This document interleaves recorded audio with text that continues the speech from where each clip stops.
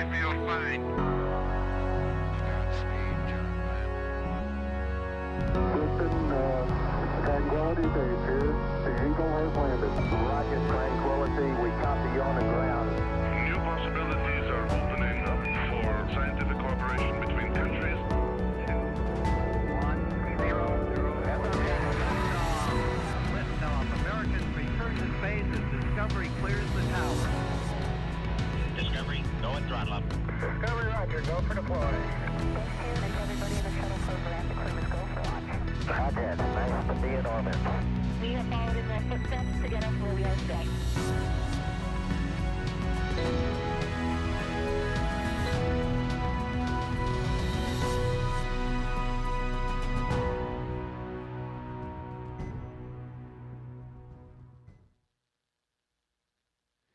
All right, welcome everybody back to the Kennedy Space Center. We are here celebrating NASA Social and the launch of NASA's SpaceX Crew-3 mission. I got an awesome panel with me today. I'm Joshua Santoro at NASA Communications, and excited to take your questions today. That's going to be a lot of what we're going to do is just Q&A. So we're going to jump in here in just a second once I remind you all that we're looking for the launch of the Crew-3 astronauts Sunday morning, 2:21 Eastern Time. Rajachari, Tom Marshburn, Caleb Barron, and Matthias Bauer are going to be flying to the space station for a long-duration mission. Super exciting. Coverage will kick off 10 p.m. Saturday Eastern Time for that mission. I'm going to go ahead and jump in here with my guest. On my right, starting here, is Bob Cabana. And the theme, I think, is newly promoted. Can I use the word promoted? Does that work? Yeah, I guess it's a promotion. Okay, newly promoted Bob Yeah. Cabana to the Associate Administrator for NASA. That's the highest ranking civil servant in the agency. So congrats on that. Well, thank you, Josh. First off, it's great to be part of this amazing team. Senator Nelson's absolutely amazing. Pam Melroy. Be nice to the people that work for you, because one day you might work for them. Pam was an astronaut candidate when I was chief of the astronaut office, and she's amazing. I think we got a great team. But it's really nice to come home to Florida, too, here supporting the Crew-3 launch. Awesome. And on your right is Cullen Manning, also newly promoted to the Deputy Center Director here at Kennedy. Kelvin, thanks for joining us. Yeah, it's great to be here, Josh. You know, everything seems to be happening here at the Kennedy Space Center. Our expendable launches, our human launches, and then we're getting ready for the Artemis mission coming soon. So it's a pleasure to be here. Thanks. Yeah, good to have you. Obviously, Kennedy is a happening place for now, and it seems like it's not going to stop. It's busy. And on your right, we have Woody Hoberg. Woody, I'm going to go ahead and say newly promoted from astronaut candidate to astronaut. Welcome and thanks for joining us. Thank you. It's so good to be here. I'm so excited to watch my friends on Crew-3 fly to space. I'm one of the Turtles, NASA's newest class of astronauts from 2017, and looking forward to watching my classmates, Raja and Kayla, as they fly to space. Yeah, so I wanted to ask you kind of first about that. Obviously, it's a big deal. I think these are the first of your classmates to get to fly. What's that like to see two people who you started with, who you've trained with, and now you're going to see them literally like fly into space? Yeah, it's a great question. I think every step of this journey has been a bit surreal. So I didn't even expect to get an interview. And then I got an interview, and then somehow I got a final round interview, which seemed quite surreal. And then somehow I got lucky enough to join the astronaut corps. And every step of the way, it kind of doesn't quite feel real till you're really there. And this is just one more step where, wow, my classmates are about to fly to space. That's pretty cool. Hey, Josh, just let me jump in. So I was on the interview selection panel that picked these guys, and Woody's awesome. You know, no doubt about it. All of them are awesome. Since we're jumping in here, now I agree, all of them are awesome, but I got to give a shout out to Caleb Barron, class of 2010 from the United States Naval Academy, probably the only school that has the most astronauts of any other undergraduate institution. So I'll just throw that out there. Are you beating Purdue? Because I thought it was Purdue.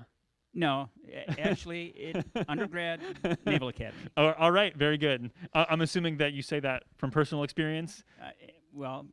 Yes, being a grad, I will throw that out there. Yeah, and for those that don't know, Bob is a 4-time space shuttle astronaut. question for you, Bob.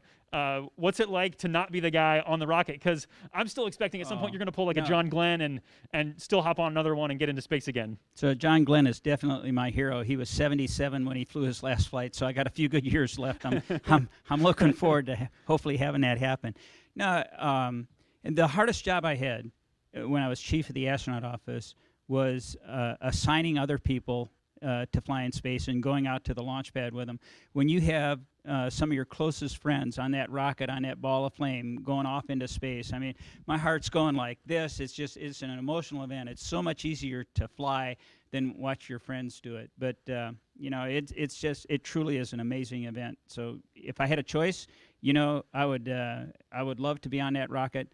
But my hearts and prayers are with these guys going up here early Sunday morning, and I know they're all going to do an awesome job. Yeah, 3 rookies on this flight, so certainly nobody's questioning that they're up to the challenge, up to the task, but kind of an exciting thing that is indicative of where we are with human spaceflight and this new evolution of commercial crew vehicles. Well, and I want to point that out. Commercial crew program is absolutely amazing. There are 4 astronauts on this crew going up. We've increased the number of astronauts that we have on the space station now for these increments, now that we have commercial crew flying. And that increases the amount of science that we can do. That increases the amount of engineering we can do to prove the systems that we need to be able to go to the moon in a sustainable way, to go on to Mars eventually. So this is really important that we have this successful commercial crew program. And what we really want to do is commercialize low Earth orbit and become one of many customers rather than being responsible for the whole thing, so that we can focus on that hard job of establishing a presence in our solar system off our home planet. Awesome. Yeah, well said, well said. Go into questions we've gotten here, so please feel free to send your questions in if you're watching online. And this one for all 3 of you. Kelvin, we'll start with you. What's your favorite launch experience? So whether it be on a rocket or watching a rocket or a otherwise vehicle take off into space, Kelvin, what's your favorite launch experience? Well, Josh, I have to think back to the shuttle days when I was the flow director for the Space Shuttle Atlantis. My very first launch as flow director, I was the right-hand man next to the launch director, and following that flow to completion and watching it launch, and then when the crew returned, it doesn't get any better than that. Yeah, so start to finish, you were there, front seat the whole time. Absolutely. That's awesome. All right, Woody, how about for you? Obviously, I know you're probably thinking ahead to when you get to fly, but so far, what's your favorite launch experience? I've actually seen exactly 1 launch in person so far, which was the launch, the Crew-2 mission. So the mission before this, I was lucky enough to be out here at Kennedy and watch it in person. Like this launch will be, it was a night launch, and it was spectacular. We were able to witness staging. We were able to witness the second stage ignition on just a beautiful night, and it truly took my breath away. Awesome. So, Woody, where are you from? Obviously, if you haven't been around rocket launches, you're not from around here. Yeah, I grew up in Pittsburgh, Pennsylvania, and then ended up spending some time in California, Washington, and Boston. Cool. Yeah, I know here at Kennedy, there's a lot of Pittsburgh fans. There's a shocking number of Pittsburgh fans around here. So, welcome to Kennedy Space Center. Glad to have you back for your 2nd rocket launch. Bob, favorite launch experience? I have so many. I was privileged as a midshipman at the Naval Academy to come down here on a physics honor society. Took a field trip down. I got to see Apollo 13 launch, and to see a Saturn V take off. That was special. The first shuttle launch that I saw was actually my first launch, and that was pretty darned amazing. I think the shuttle, the Falcon 9, it lifts off very majestically. The shuttle just got up and left town with those solids. And I tell you, what I'm really looking forward to is the launch of SLS and Orion on Artemis 1, seeing that big rocket stacked up over in the VAB. And when those 5-segment solids light and those 4 RS-25s light off, that thing is just going to be absolutely amazing. That's going to be a real event. Yeah, I'm a little bit nervous. Rocket launches, if you've been around, they're loud. You can feel them in your chest, and the SLS will be on another level. So I'm excited to get that rumble of the solids back at the Kennedy Space Center. Maurice wants to know, where are the astronauts right now, and what are they doing in the time remaining to launch? Sure. I don't know exactly where they are, but they're here at Kennedy in quarantine and likely spending some time with their loved ones, with their immediate families, and just enjoying a little bit of maybe peaceful downtime, if you can call it that, before such a big event, where they can just enjoy being with their loved ones and get ready for launch. So I will throw out that the crew quarters are over in the Neil Armstrong Operations and Checkout Building on the 3rd floor, overlooking the high bay where they build the Orion vehicle that used to be the processing for the Apollo. And originally that's where crew quarters were for the Apollo program. And those rooms since have been modified over the years, and we added more to accommodate all the crews going up to the space station and so on. So the crew is in isolation over there. And then there's a tradition. There's one house remaining out on the beach, and from when the government took over on eminent domain to build the Kennedy Space Center. And that became a place of refuge from life here at, preparing for launch and everything for astronauts, just to get away. It's the beach house. And walk the beach with their loved ones and just have some time to themselves. So I'm sure they're going to take advantage of that. Awesome. Bob, I'll stick with you and ask my 9-year-old son, question from Christina. She said, my 9-year-old son wants to know what it feels like to be in space. Oh, it's awesome. I wish I could get your 9-year-old son up there with me, or any young child. Weightlessness is just, it is so amazing. It's just effortless, and you adapt so readily. It's amazing how quickly the human body adapts to microgravity and then readapts to 1G. And the amazing thing is, the more times you fly, the quicker you have that adaptation both to 0G and back to 1G. But it's effortless. It is so fun. But the best thing about being in space is sticking your nose up to a window and looking down on the Earth from a couple hundred miles high. It is just an absolutely beautiful blue jewel of a planet. Yeah. Kelvin, question for you. Why is launch at 2:21 a.m.? We'd all love to get a little bit more sleep. So what's going on there? And is it safer to launch during the day? Well, the launch window is determined by what the mission is. In this case, it's a rendezvous with the International Space Station. So orbital mechanics, I could tell you a little bit about that from my Air Force days, but to make that all happen at this particular time, that's what's driving that nighttime launch. Is it safer to launch at daytime versus nighttime? In the event you did have some type of a contingency, the rescue effort would be much easier during the daytime. So yes, but we're practice, train, rehearse, so we can cover that contingency at nighttime as well. Yeah, very good. A couple questions for you, Woody. First one, what inspired you to be an astronaut? And it sounded like you got the interview on your first try. Is that true? Yeah, I was lucky enough to get the interview my first try. It's kind of funny. I remember as a young child having dreams and aspirations of becoming an astronaut. And then I remember kind of as I finished up graduate school, I got so involved and just deeply committed to all the things I was working on that frankly, I kind of forgot about that aspiration for a little bit. And then a friend of mine, we were working out, and he was the one that told me, hey, there's a call out for astronauts to apply.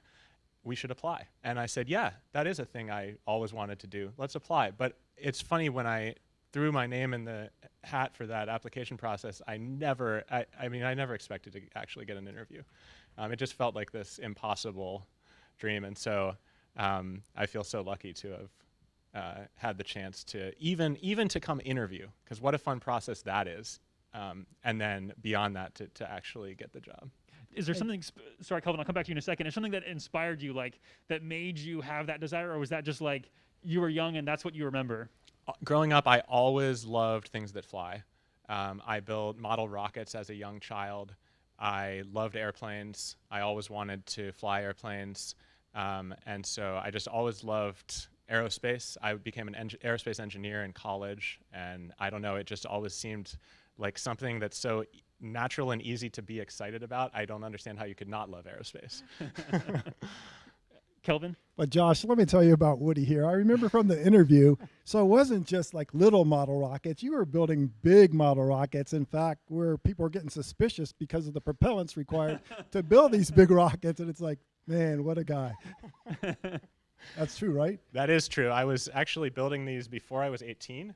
And they were so large at the time, you needed from the ATF, the Bureau of Alcohol, Tobacco, and Firearms, you needed a low explosives permit in order to have the propellants that we were using in these rockets. And I wasn't 18, so I couldn't get the permit. So my father was kind enough to help me out, get a permit for us, and we were able to pursue this amazing hobby. So for anyone interested in rocketry, the Tripoli Rocketry Association is an amazing organization where you can go out and build large rockets, and it's an amazing community to be a part of.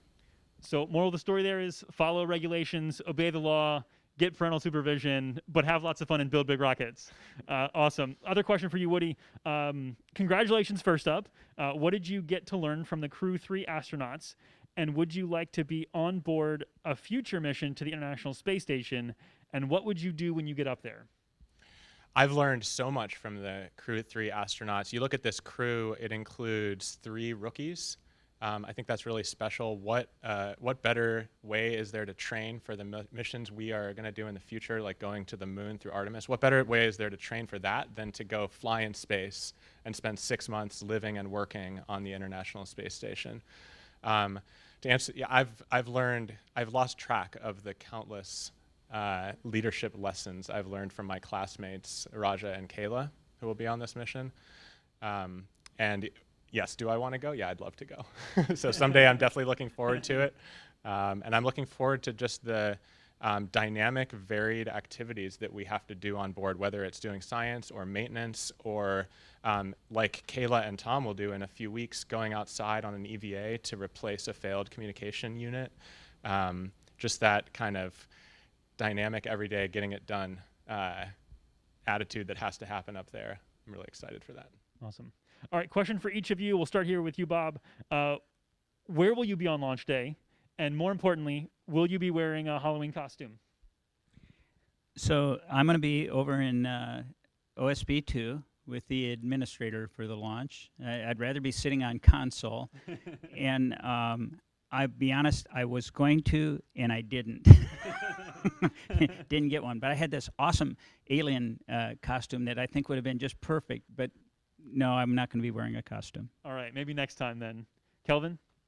So I'll be across the street in the Launch Control Center, firing room 4 with the SpaceX and NASA launch team. I won't have a costume on. I'll have a headset on, but maybe some Halloween colors, an orange tie, something like that. All right, that sounds like a good plan. I like it. I like it. Tom?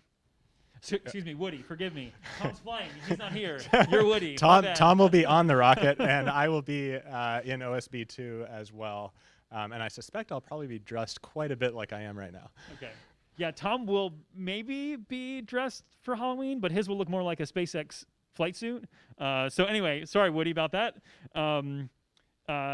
Any tips for a future astronaut? So, and I'd be curious to hear from any 3 of you, because Kelvin, as I believe you've sat on a number of panels now to select astronauts. And so you may be able to provide us more wisdom and insight than anybody because you've seen behind the scenes. So I've been on the last 3, and what we're looking for, we're looking for people that follow their passion. You know, of course, you got to have the smarts, you got to have the education, but the thing that a lot of people don't really think about, they don't think about you know, doing things that they love, hands-on, just being that all-around good person. And that's what I was really getting to, the ability to get along with others. A lot of times you don't think about that. You could be the smartest person in the world, but if nobody wants you on their team, then you're not going to make a great astronaut. Yeah. Bob or Woody, any other thoughts there? Anybody, you lucky socks, good luck charms, anything that kind of gave you the edge? I'll follow on. For me, I was pursuing a graduate degree in computer science, and my passion was search and rescue at the time.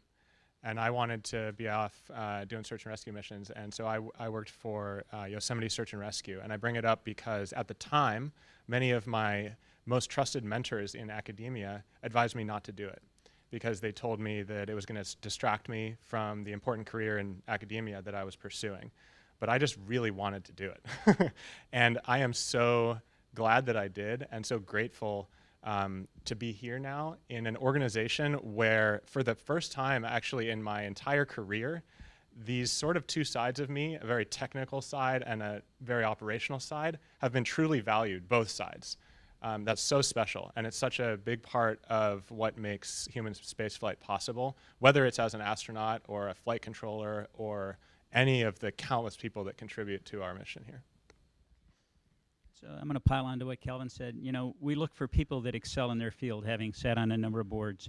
But you have to be a team player. And that is absolutely, we look for those skills. We look for folks that not only do well in their field, but they also have an operational background, that, you know, they've got some hands-on work that they can apply. One of my favorite stories is Don Pettit. You ask, how do you be an astronaut? First off, I say, you got to be persistent. Don't give up. You know, I didn't get anything that I wanted to necessarily on the first try, but I was persistent and kept trying. Don got picked on his 5th try, but when Don was, I think he was like 9, 10 years old, his brother went to the junkyard and brought home an automatic transmission for him to take apart and figure out how it worked. But, you know, having hands-on skills along with your learning and being an expert in your field and a team player, it's a lot to ask, but that's what we're looking for. And having done things in an environment where, you know, when you do something, when you make a bad decision, bad things can happen. You know, you climb mountains, deep sea diving, flying airplanes, whatever. So having that background helps also. I'm so glad I got picked when I did. I wouldn't have been competitive in Woody's class, I don't think. Yeah, I think for Woody, your class, I think like 15,000 people applied. Yeah, I think the number I remember is 18,000. It was definitely a big pile. Yeah. And that's why I say I truly didn't think I would even get an interview. Yeah, awesome. So we got a question here. Thank you for answering our questions. I'm a senior in high school and was wondering if there's a specific area of study I should focus on if I want to become an astronaut one day. So we obviously have some military background. We've got computer science, but what else do we have? So first off, to be an astronaut, you have to have a technical degree. Math, engineering, or one of the physical sciences. But I would tell you exactly what Woody and what Kelvin said. You got to follow your passion. If you're doing something you're passionate about, 2 things happen. First off, studying's easy. You study because you want to study. You get good grades because you're passionate about it. And then when you do get a job, work's not work. My passion was flying. I wanted to fly airplanes, and that I pursued that goal. And then I wanted to be a test pilot and use all the math and engineering I had in school along with flying. And that's what prepared me to be an astronaut. It wasn't, you know, I never dreamed I could be an astronaut. I held astronauts in such high esteem, but it was a progression from being a pilot to a test pilot that enabled me to be an astronaut. I kind of had that in the back of my mind when I saw Apollo 13 launch, but, you know, making it happen, that's another thing. So I tell folks, that far out goal is kind of hard to reach, but there are intermediate goals that you can work toward. Work toward those intermediate goals. When you achieve it, then set a new one that gets you on that path you want to be on. But follow your passion, like Woody said, man. If you're doing something you're passionate about, it makes life a whole lot more fun, and it's a lot easier to study and do well at it. Yeah. Woody, question for you. Actually, question for all 3 of you really quickly. Is there a song that comes to mind when you think about a ride-out playlist? So our astronauts put together a ride-out playlist they get to listen to on their way to the launch pad. Mm-hmm. Is there one song that off the top of your head that you would say, I want to listen to that on the way? It's such a good question. There are so many. There's so many options. Man, I remember some climbing trips listening to Darude. Have you heard of this band? I haven't. Great band. I think that could be some fun ride-out music, but I need to think more about it. What's the genre? It's basically EDM. Okay, all right, there you go. Listen, now get you amped up for launch. Yeah, there you go. Yeah. Kelvin? For me, it would be theme from the Avengers, you know, with Iron Man, Captain America, all those guys. How can you not get pumped up listening to that? Love it. So I can't pick a song, but it would definitely be something classic rock. I think something that really gets you going. Very good. All right, gentlemen, we're about out of time. Really quickly, we have just a minute left. Want to get any final thoughts from the 3 of you? Bob, I'll start with you, and we'll just go down, again, trying to be a little bit quick here to wrap up. So it's awesome being part of this amazing team. I want all of you to come and be part of this. I want to get everybody in America down here to see a rocket launch and see the amazing things going on at NASA. All I can say is, you know, go Crew-3, go Dragon, go Falcon 9. It's going to be awesome. Can't wait to get these guys safely on orbit to the ISS. Hey, when I was a kid, I didn't know anybody that looked like me, that worked for NASA, but NASA is the best place to work in the federal government for the last 9 years in a row. If you have an interest in aerospace, we want you. We'd love to have you here. Thanks. Go Crew-3. I am so excited to watch my friends on Crew-3 take to the skies. this launches are always emotional, and this one, particularly when your friends and loved ones are on board, it's especially emotional and special. And so we wish them safe travels to the ISS, and our hearts are with them. Go Crew-3. Yeah, go Crew-3. A big thanks to you for tuning in here. Want to make sure that you guys know tomorrow, Saturday evening, 10 p.m., we'll kick off our broadcast coverage, nasa.gov/live. We kick off at 10 p.m. because that's about the time that crew will be suiting up in their flight suits, and then launch is scheduled for Sunday morning at 2:21 a.m. Eastern time. So I hope that you'll watch. I hope that you'll tune in. If you're in the area, step outside and watch. I know it's early in the morning, but it is beautiful. And there are humans that are defying gravity to get to space station and advance science for the benefit of all mankind, all humanity. Appreciate you tuning in. Until next time, have a good one.